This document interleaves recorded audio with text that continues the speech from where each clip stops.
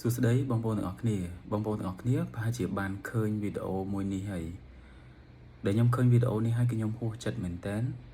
ទី1គឺខ្ញុំហួសចិត្តនៅគាត់យកសម្លៀកបំពាក់ពេទ្យក្រែពេទ្យយកមកលេងសើច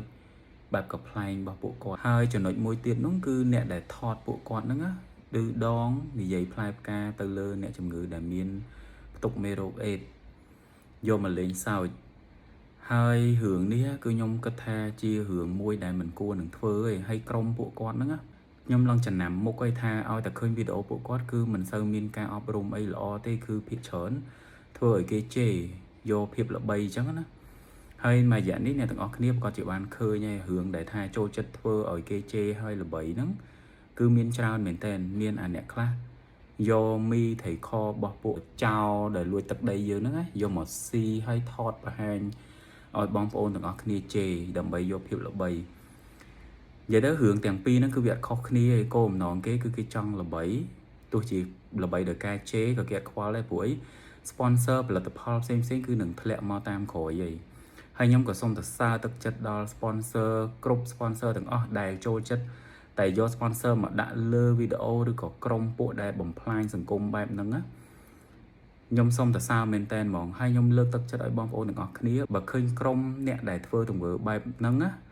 ផ្សាយផលិតផលអីយើងកុំប្រើកុំទិញផលិតផលហ្នឹងហ្មងពហិការឲ្យដូចពួកផលិតផលចោលអញ្ចឹងទៅយើងធ្វើអញ្ចឹងទៅដើម្បីកុំឲ្យពួកហ្នឹងវាចេះតែមានក្រុមបង្កើតមកថ្មីឬក៏ក្រុមចាស់ហ្នឹងវាធ្វើតែរឿងដដែលធ្វើឲ្យគេជេរធ្វើអីហ្នឹងឲ្យបានភាពល្បីហើយនិយាយចូលមកវិញមកដល់កន្លែងដែលគាត់យកអ្នកជំងឺកាត់អេដយកមកលេងសើចយកមកនិយាយឌឺដងផ្លែផ្កានៅក្នុងវីដេអូហ្នឹងវាអត់សមនៅក្នុងការនិយាយអញ្ចឹងទេបងអ្នកជំងឺអេដអ្នកខ្លះគឺគាត់ឆ្លងដោយសារប្តីដោយសារ